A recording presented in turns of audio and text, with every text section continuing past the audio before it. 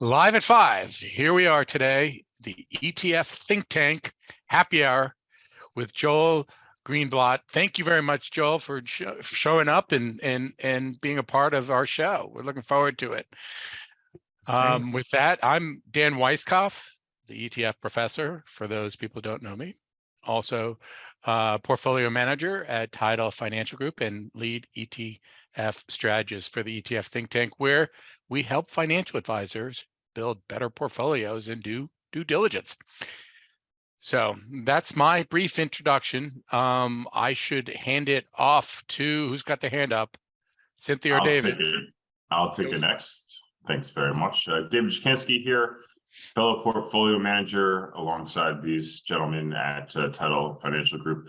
I focus on the SoFi B-Euro Boss BYOB Gig Economy ETF, as well as the Amplify Inflation Fighters ETF and our overall kind of global macro outlook. And very excited to hear Joel's thoughts on value in the overall market. And I'll kick it over to Cynthia.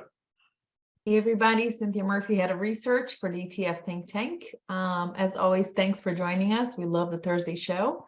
I'll let Mike go next and introduce our guest today. Wonderful. So folks, I'm Mike Venuto. I'm the co-founder of Tidal and the Think Tank and chief cat herder of Tidal Financial Group.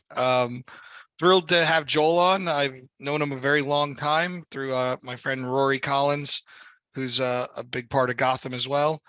I've read all of his books. I remember trying to convince him to launch ETFs 10 years ago.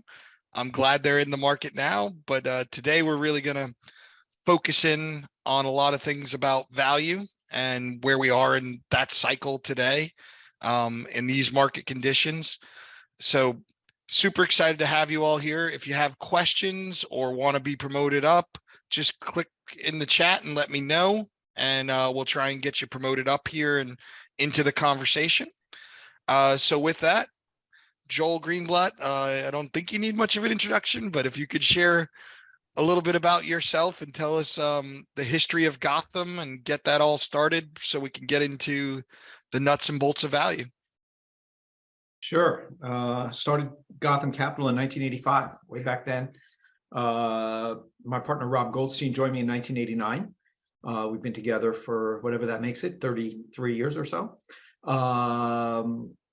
We ran a concentrated value and special situation portfolio for 10 years.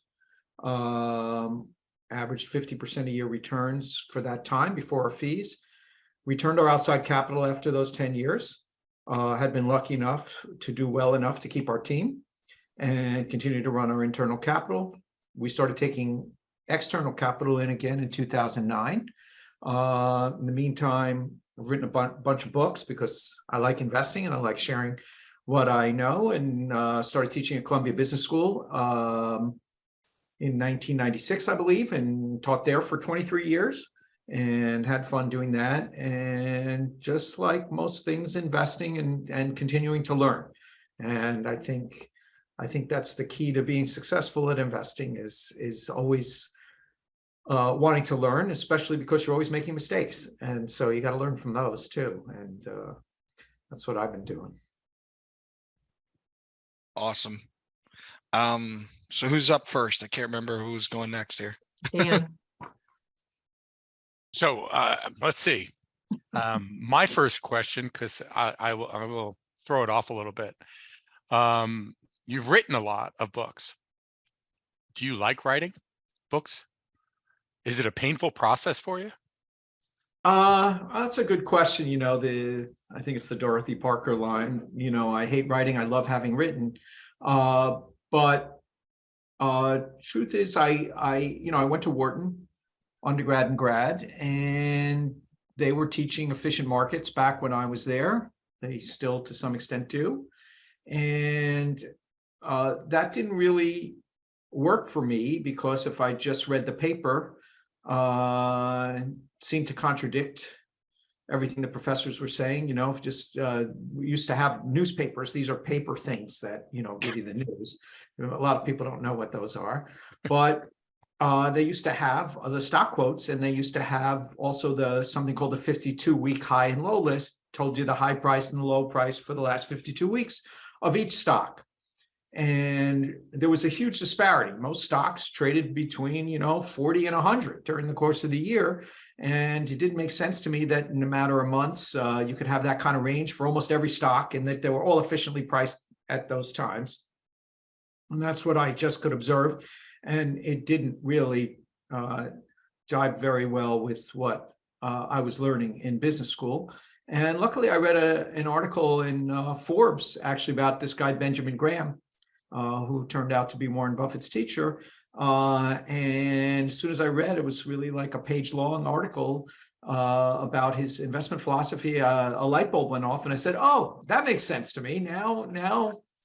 Let me start reading about this, because that's interesting." And I read everything I could, including what Graham wrote and anything that his best student Warren Buffett had wrote, and a lot of other good investment books, David Dreaman, a whole list of books. And it was very cool that those people were willing to share with me and really give me a career, because what I had learned in business school, it's nice to understand accounting, but that's about it. And the rest of what I learned was really self-taught through reading. And I do like writing. And I thought, if I had anything to give back at some point down the road, from reading those books sort of made me want to do the same thing if I had something to add. And I don't know much in life, but one of the things I know stuff about is investing. And so teaching was very natural, and I enjoy teaching people who are interested in what I'm interested in. And if they appreciate it, the better. And I think investing is really a fun career. It's like solving puzzles all the time, which is a lot of fun, but we're not saving lives.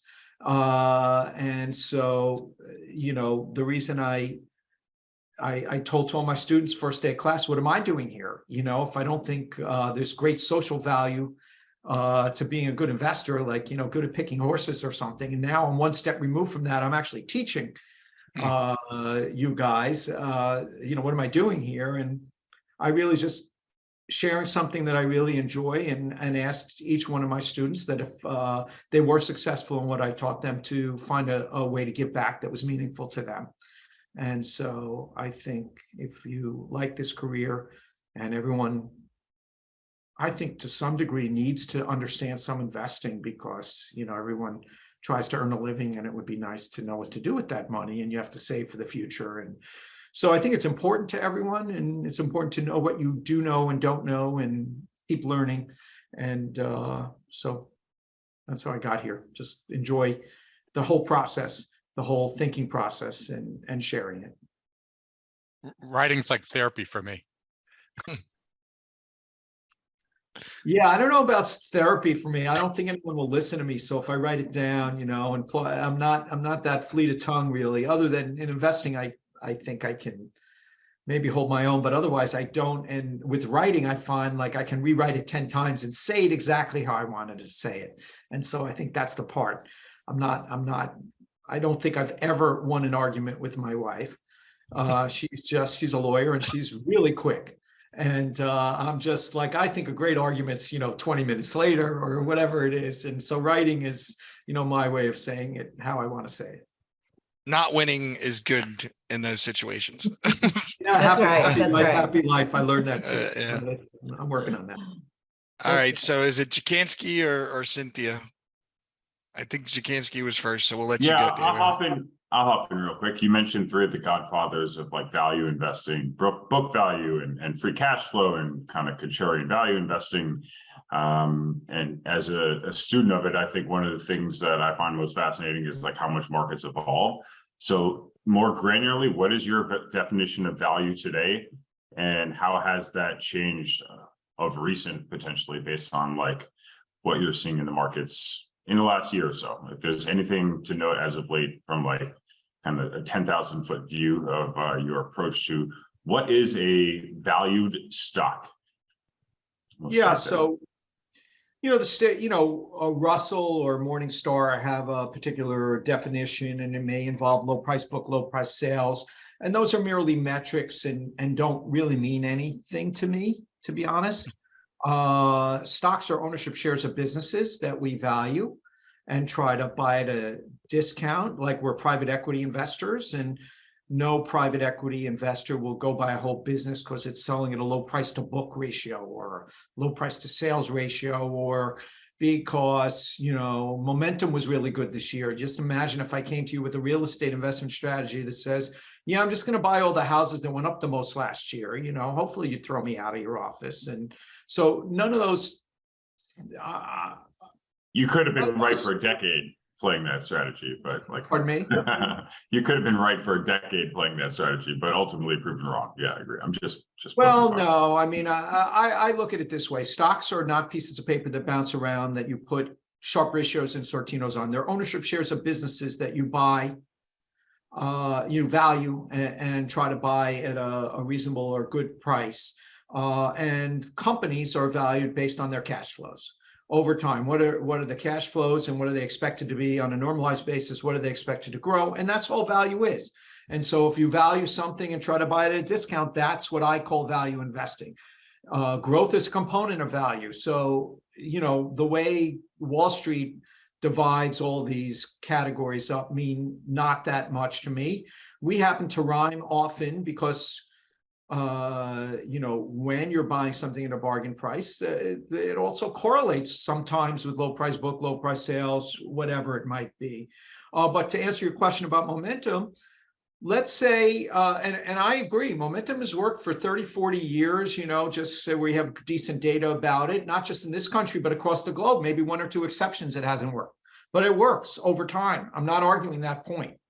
The point I would argue is that what if it didn't work over the next couple of years? It could be that it's, you know, it works over the long term. You just have to be patient and, you know, hang in there if it didn't work in the next 2 years. Or it could be that, you know, a lot of people know about momentum and it's a crowded and degraded trade. And that's why it doesn't work over the next 2 years. 2 years from now, I wouldn't know the answer to that question.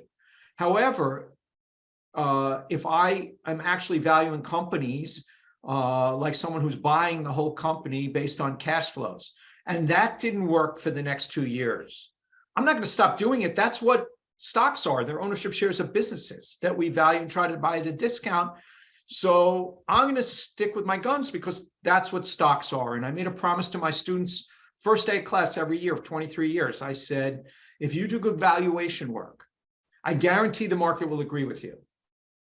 I just never tell them when, you know, could be a few weeks, could be a few years, whatever it might be. But the market eventually gets it right. You know, anything that's uncertain eventually becomes more certain. You know, the right answer comes out over time. And, you know, it's crisscrossing with value. It's not necessarily going to stay there, an exact value and what is value. And obviously the future is uncertain, but the market will recognize, if you do a good job of valuing businesses, the market will recognize that value within a reasonable amount of time. You know, hopefully, you know, a big chunk of the time in the next 2-3 years. Sometimes you have to wait 3 to 5, but that's generally correct.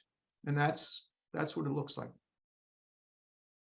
So is the market agreeing with you right now? Is it 2022 has been a great year for value investing? Is it still a good time?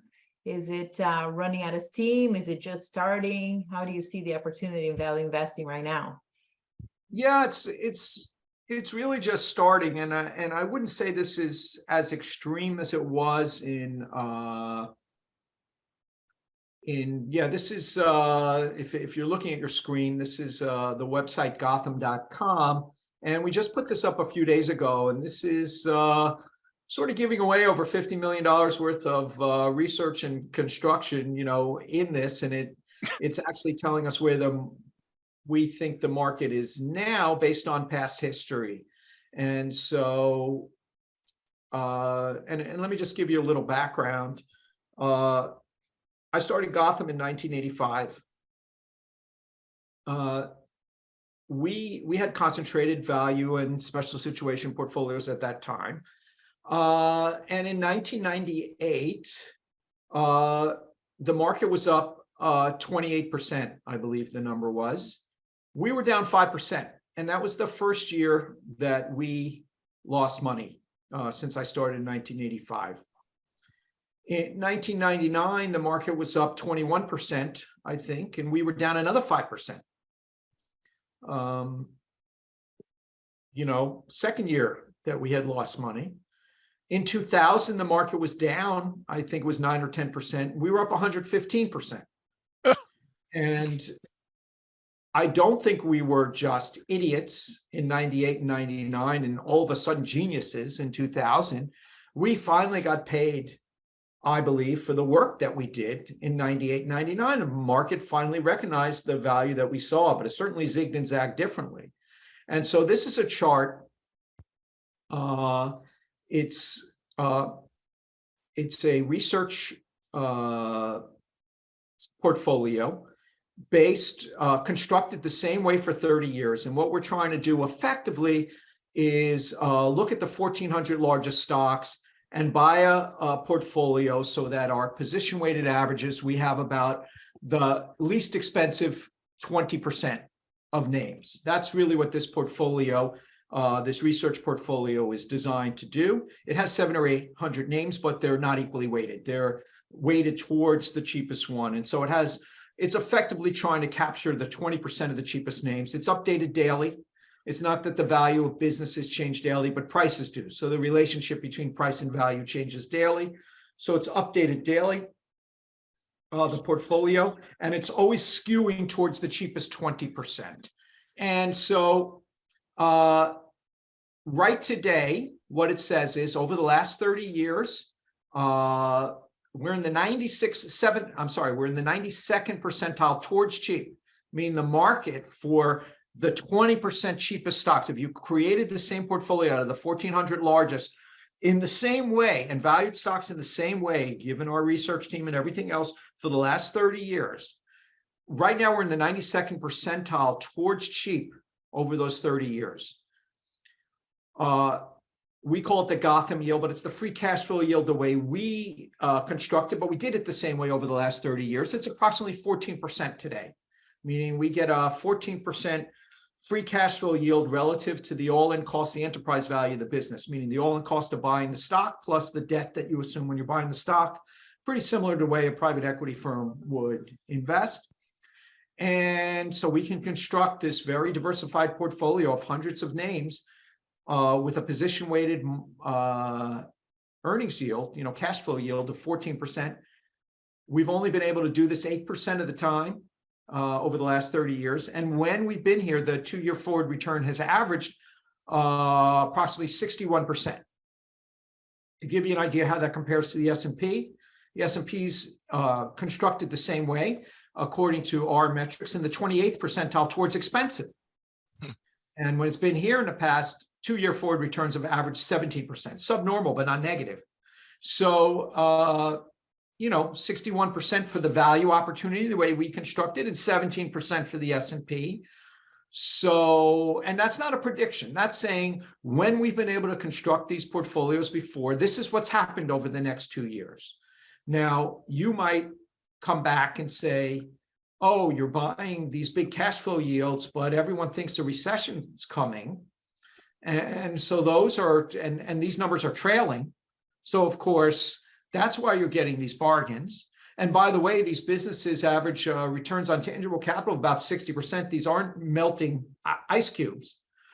These businesses, they invest in working capital and fixed assets. They get 60% returns on when they invest in their own business. That means these are pretty good franchises that we're buying. They're either asset light or have a lot of assets, but they earn a lot of money on those assets. So either way, we're happy with that. And my answer to those who say, things don't look so good right now. The Fed is raising rates. We're about to hit a recession. Of course, you're able to construct a portfolio that's fairly cheap. And I would say every time over the last 30 years, we've been in the 92nd percentile, it's looked at least as this bad. So it always looks bad when you're able to buy them this cheap. And I'm very excited about the value opportunities, my bottom line. There's a huge dichotomy. I'm not saying it's like, what happened to us in 98, 99, where we're losing money, everybody's making money. And then in 2000, it reversed completely. But I am saying it does rhyme. I'm saying there's a huge dichotomy between the way we perceive value and what the market is paying for. All right, Mike. Dan, Yeah. So we'll go to you, then we'll go to Jim Carroll. So I'm gonna try and ask two questions just in case I don't get another opportunity. So talk to us a little bit about how you factor debt in, and cash flow is defined, my assumption, by free cash flow. Yes. And then thirdly is my wild card question. I'm gonna get in trouble for it.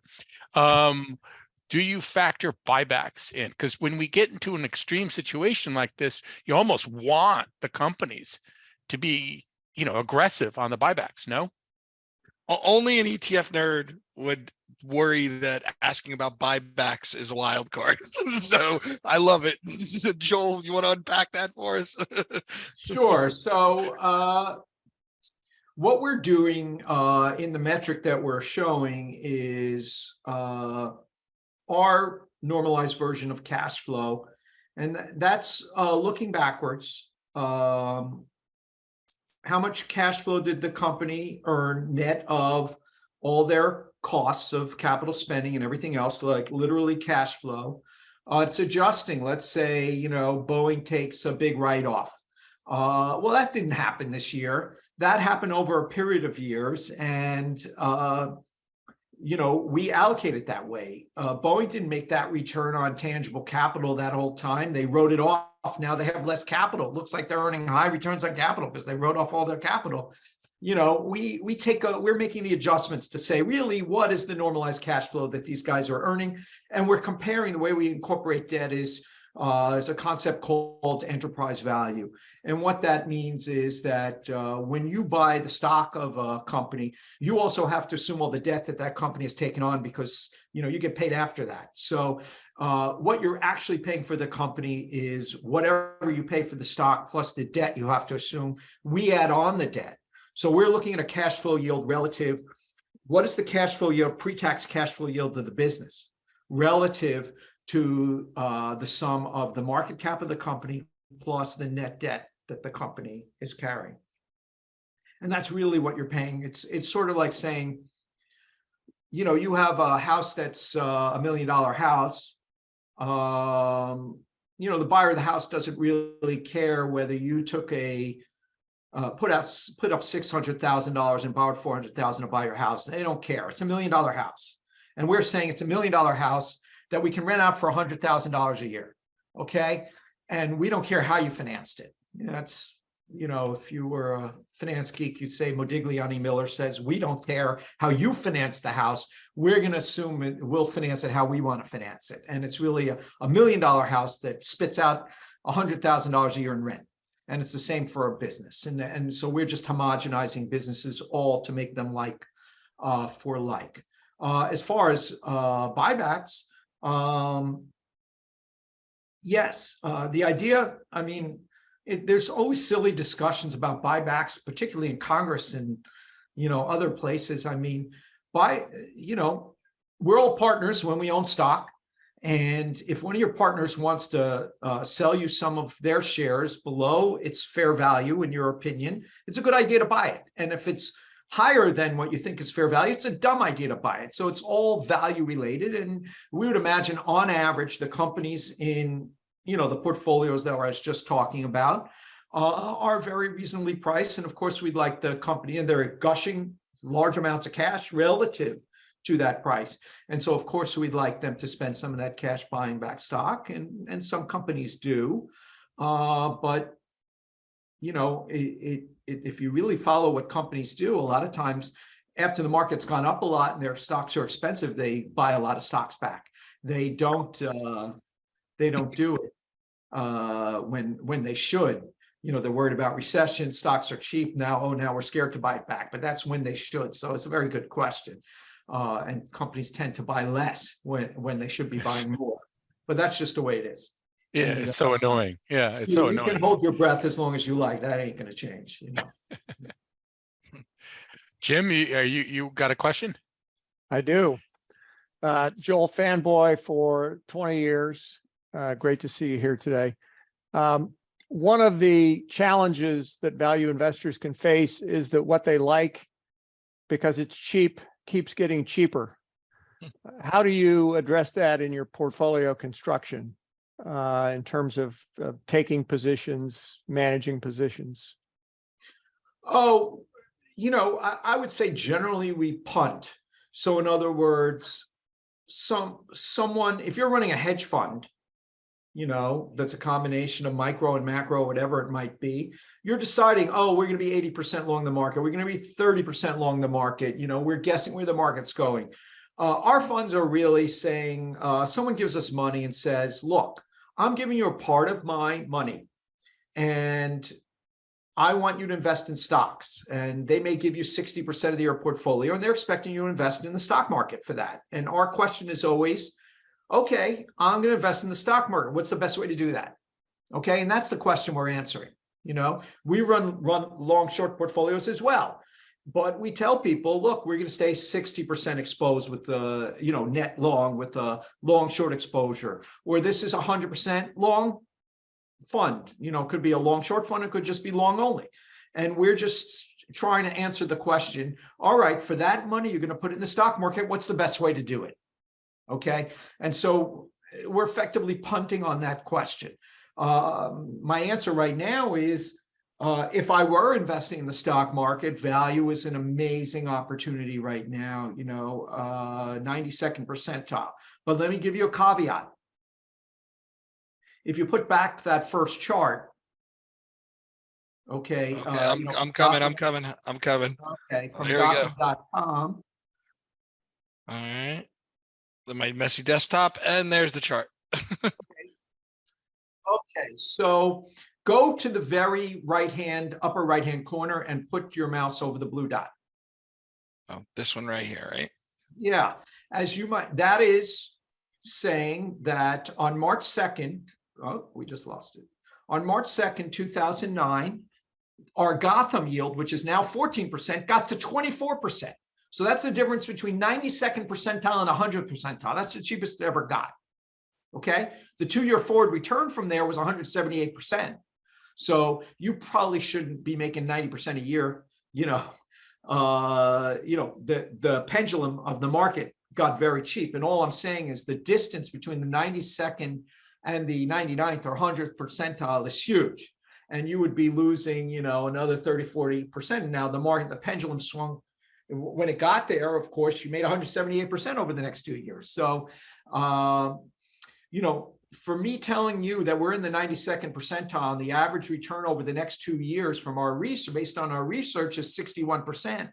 If you can close your eyes for 2 years on average, that's what's going to happen. And that doesn't mean it's not going to fall 30% from here. And that is the rub. And that's the great news for people like us. In other words, we're the last man standing will be time arbitrage, meaning patience. And patience is in short supply because everyone is looking to make money in the next year or two. And they're buying companies that are going to have good news in the next year or two, or something looks good. They're not going to buy something that looks like something, less good. I mean, it won't. And these companies, I would say we're getting a 14% free cash flow yield where the market's only giving, 1/3 of that. The S&P is maybe, 5 and change. We're getting 14. Why are we almost getting 3 times the yield? It's because people don't think the next year or two will be quite as good. Okay. That doesn't mean they won't get a 12% yield or a 13% yield from a year. It might go down a little, but when people are trying to make money in the next year or two, that's not their fishing. That's not where they're fishing. Okay. They're not fishing in those. They're trying to make money. And I'm just being patient. I said, our strategy at Gotham is to be patient, just value the companies, where it's going to be trading 2, 3, 4, 5 years out. Just take a little longer horizon than other people. And I'm not saying it won't fall 20 or 30% from here if market wants to go even more crazy on the downside. I'm saying, historically over the next couple of years, if you constructed a diversified portfolio of our definition of value, at least based on past history, we have a great opportunity set, and we're excited about it. That's all. Okay. We're going to go to Lily and then Ray, and then Mark Herbert sent in a Q&A. And we'll have a couple more internal ones. And then I know Eric Conley's got a question too. So this has been an awesome start. Joel, making yourself available to all of us here at the ETF Think Tank, all these advisors and other people in the industry, we really appreciate it. So Lily, you want to go ahead and ask your question? Sure. Yeah, Joe, I really enjoy reading your first book, and I know that you have a new book coming out. It's called Little Book That Still Beat the Market. So how is that new book different than the old book? That's my first question. And my second question is, all stocks start as a growth stock, right? All stocks start as growth stock before they become value Well, stock. all companies start at zero. I know that. So I guess going from there.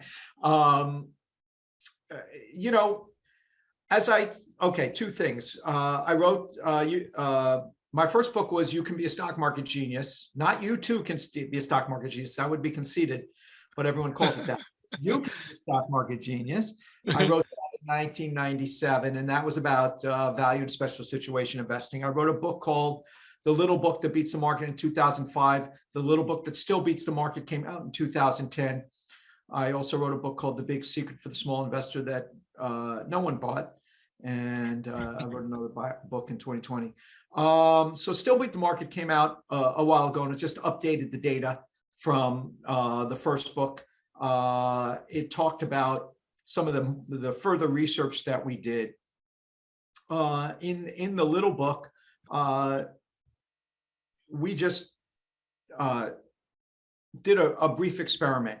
We said, let's take the 2,000 largest companies. And, you know, I had done a study when my master's thesis with a couple of my friends in business school about Ben Graham's stock picking, which is buy it cheap. And at that time, he had a formula to buy stocks below their liquidation value.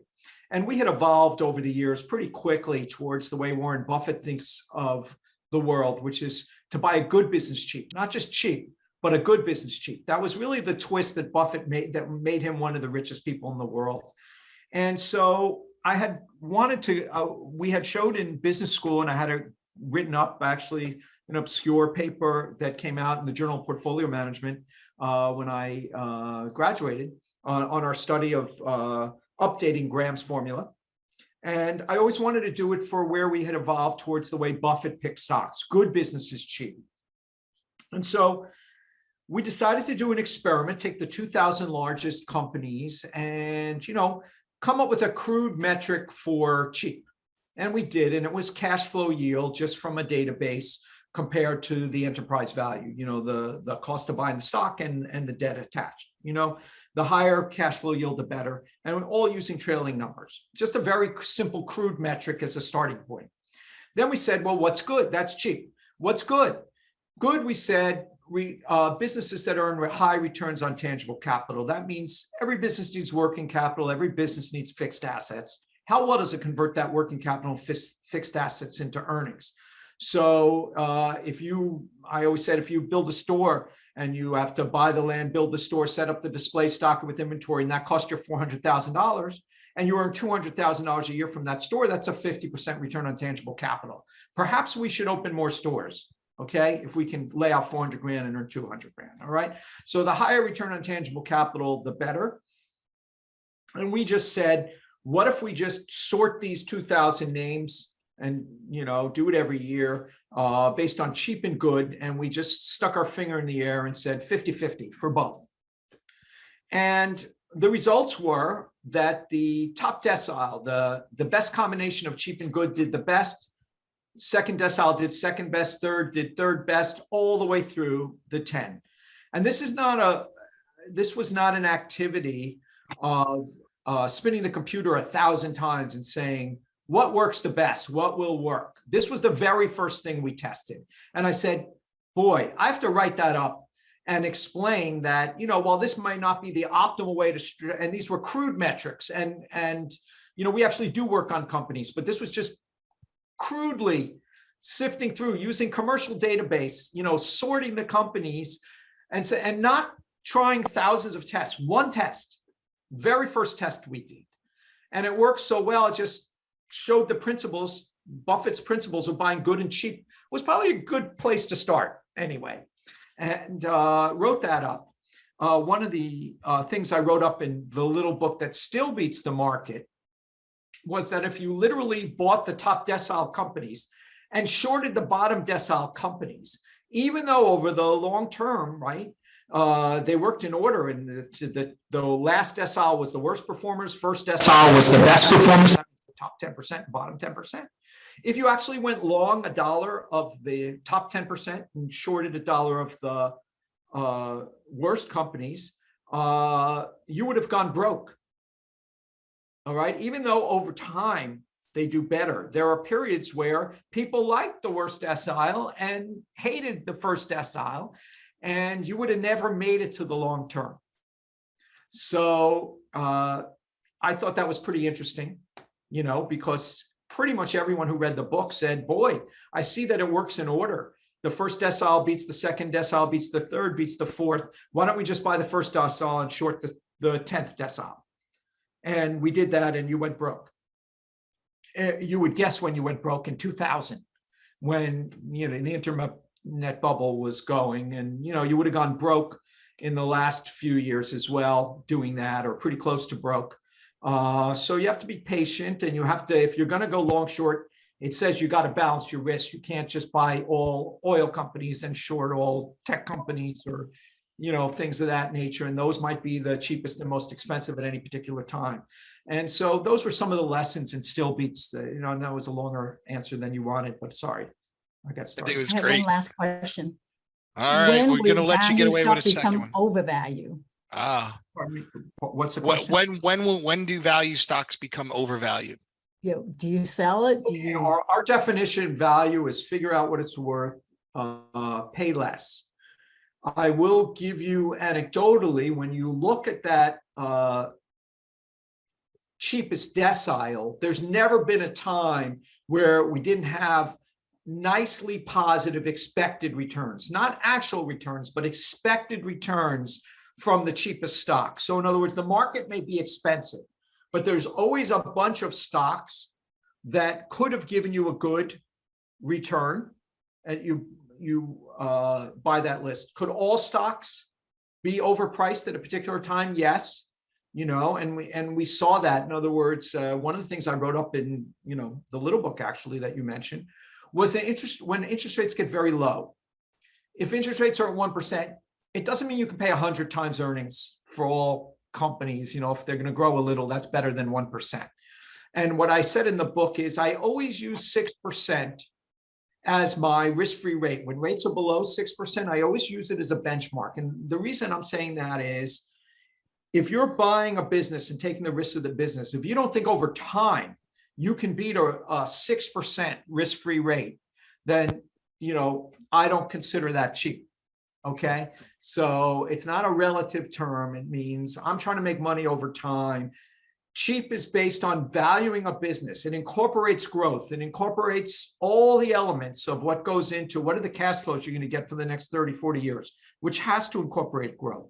It incorporates the risk of whether those earnings are going to show up or not. That's your discount rate to figure out whether it's going to show. So all those things are incorporated in valuing a business. And so think on our definition of value investing is merely value a business. That's what stocks are.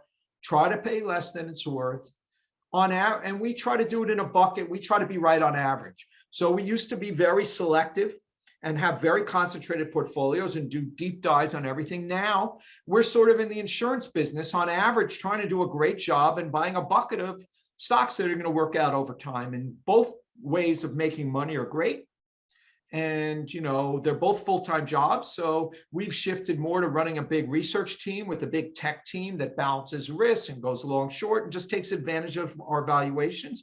But that's how we've gone over time. And it's always just been a fascinating journey for us. Both Rob Goldstein, who's been my partner since 1989, and Adam Barth, our head of research, and, you know, our whole research team, you know, enjoys what they do. All right, Ray, you're up. Thanks. And Joel, definitely thank you for sharing your wisdom with us today. Question for you as far as valuation, when you're valuing a stock, because everything's a value stock, it just depends on if it has a favorable valuation or not. How do you handle intangibles either along the way or as part of the terminal value? And has that changed? If you do work those in there somehow, has that changed over time? Seems like the intangible part of the business has grown over time compared to what it was, say, 30, 40 years ago. Just love your comments on that. Thanks.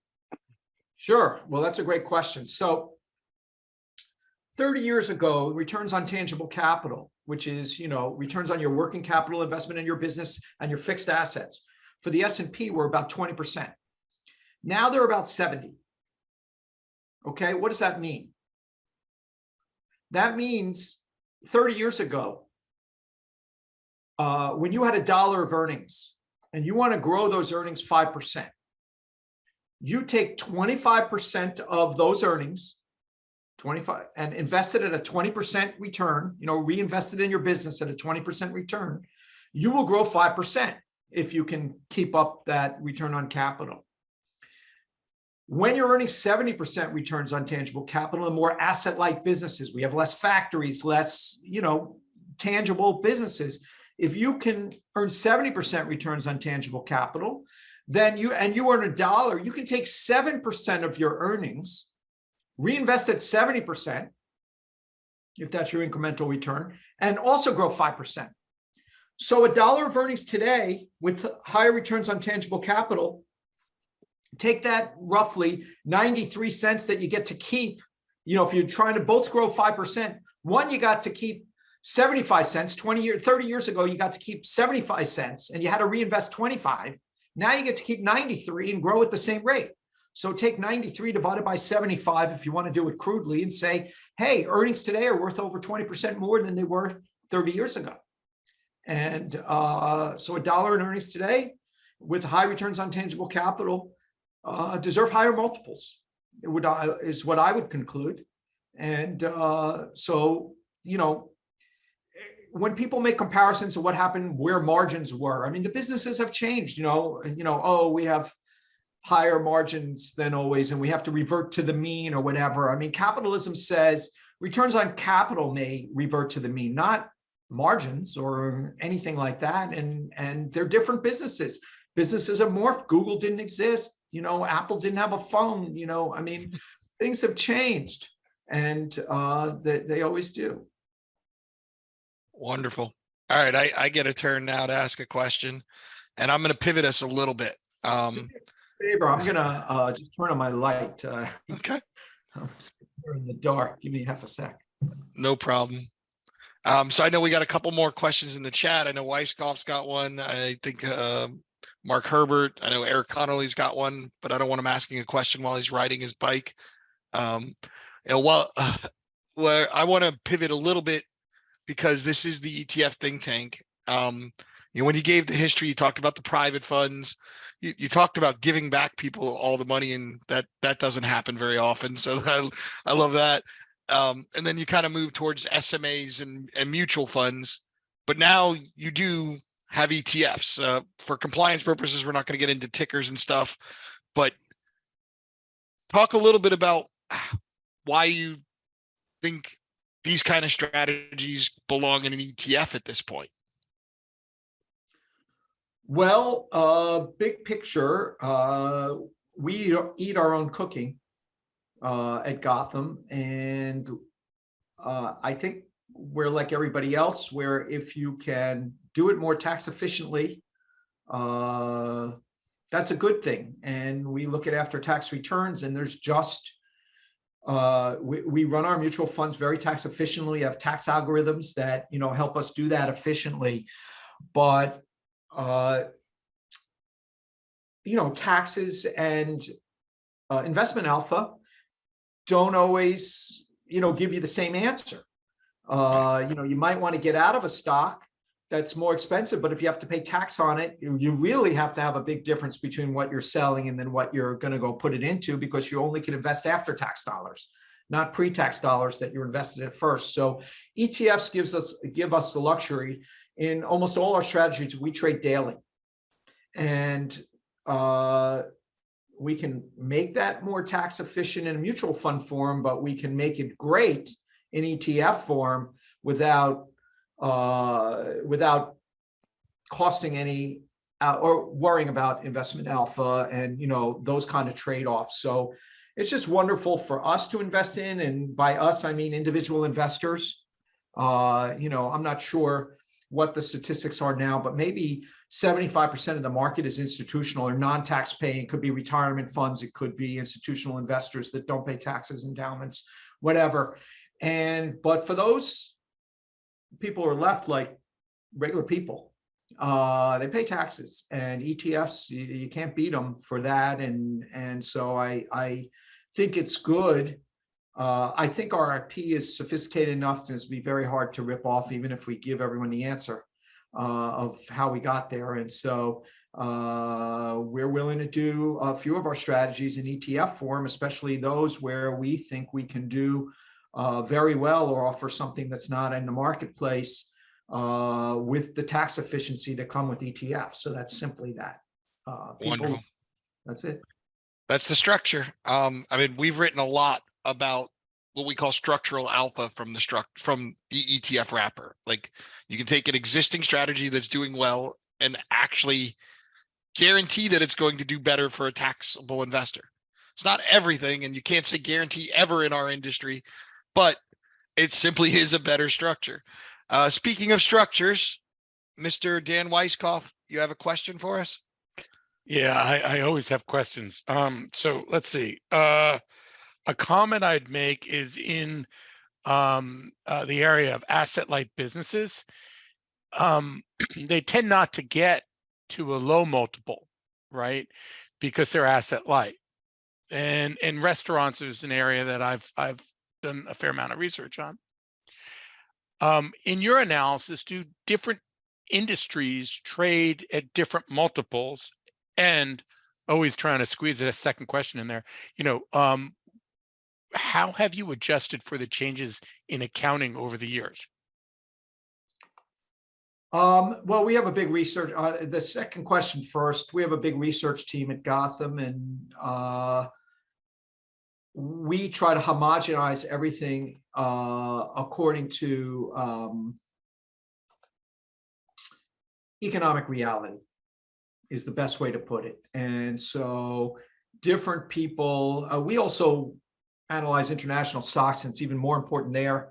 You know, everyone has different standards, and companies have discretion in accounting of how they report things. And it's important to us just to homogenize them in what we'd say economic reality. So let's say you have a pension liability.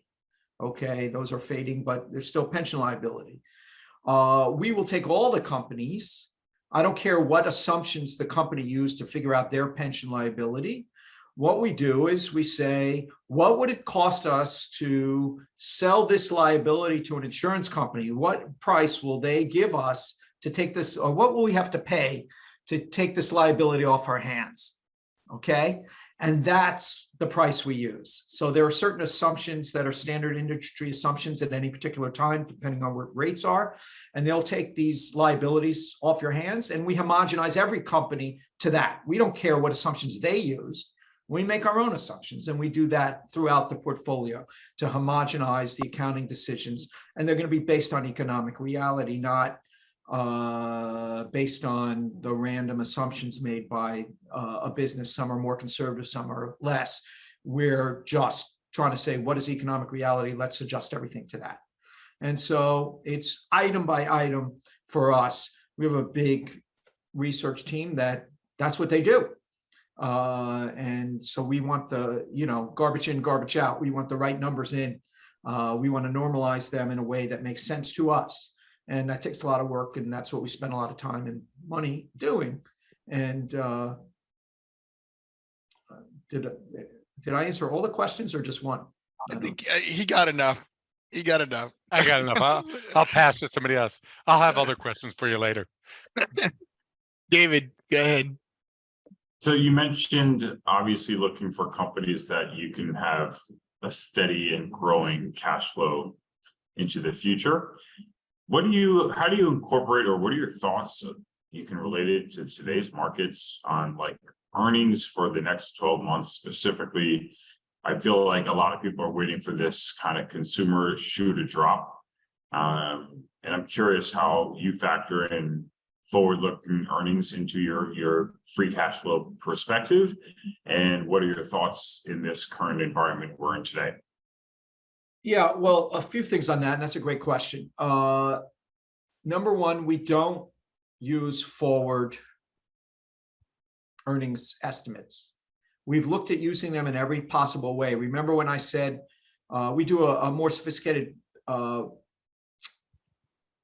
like when we didn't, I would call what I wrote in the little book with the magic formula with the high returns on tangible capital and high earnings yield, and combining them, and we used crude metrics. We actually do the work and don't use databases and don't use just those crude metrics.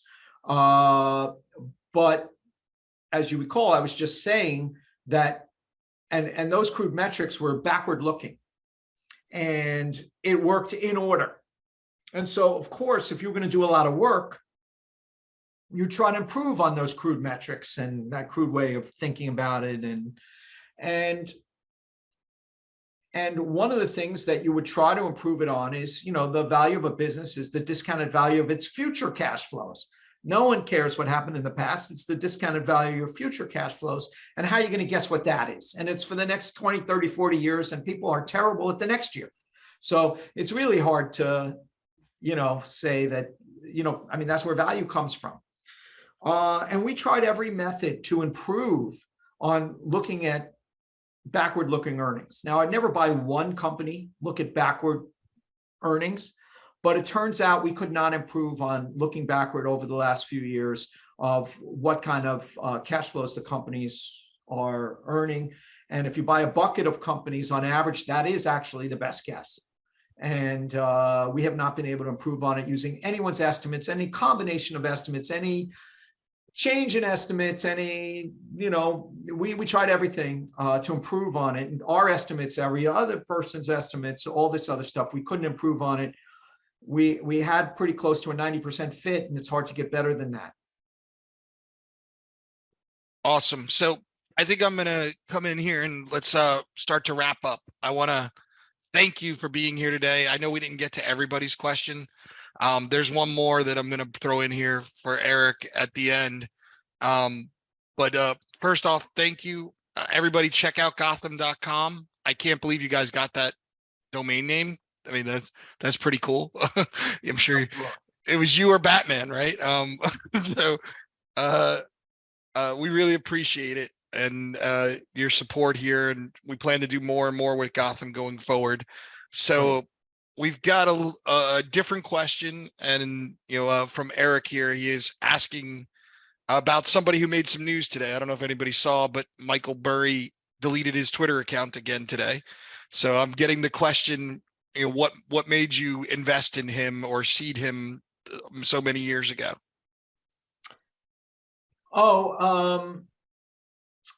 He actually had a website where he did, I run something with a bunch of partners, including one of my great friends and ex-partners, John Petrie, called the Value Investors Club.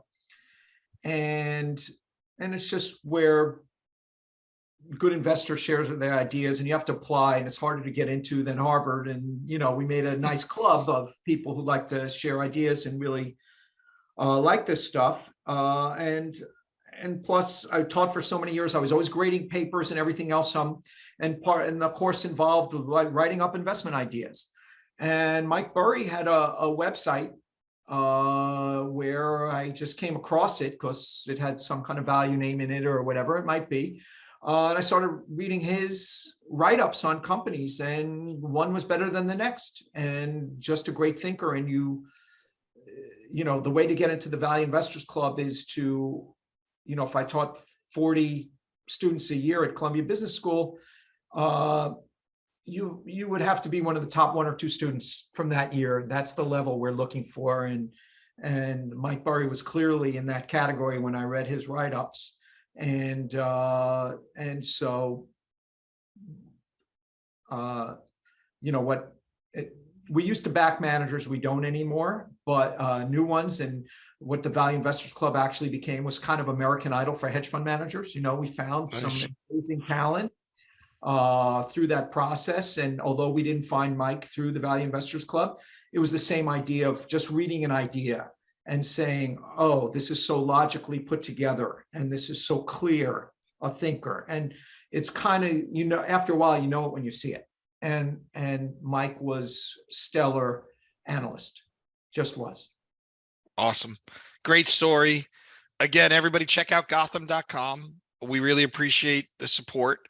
Also, we got a special show next week on Tuesday. We're doing a whole thing on private REITs and the fact that they close them down. And we're going to have a couple special guests to talk about all that gating, the kind of stuff that does not happen in the ETF world, where we embrace liquidity and transparency and honesty and all that fun stuff.